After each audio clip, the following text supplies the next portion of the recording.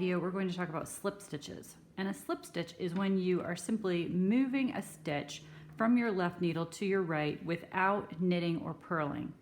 So if your pattern doesn't say which way to do it, you are going to do it what's called purlwise, where you put in your right needle into the stitch just like you would if you were going to purl, but instead of purling, you just pull the loop right off.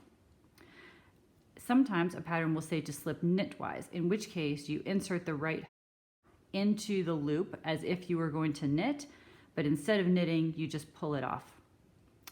The last thing to know is that sometimes you will hold the yarn to the back. If you've been doing stockinette, for example, or a garter stitch, you've been doing knit stitches and the yarn's at the back, and your pattern doesn't say to do otherwise, you would keep your yarn there to move it. So this is yarn held at the back. Sometimes your pattern will say to move the yarn to the front before slipping the stitch. So you do just like you would for purl, you pull the yarn to the front and then go ahead and slip your stitch off. So that is everything to know about slipping stitches.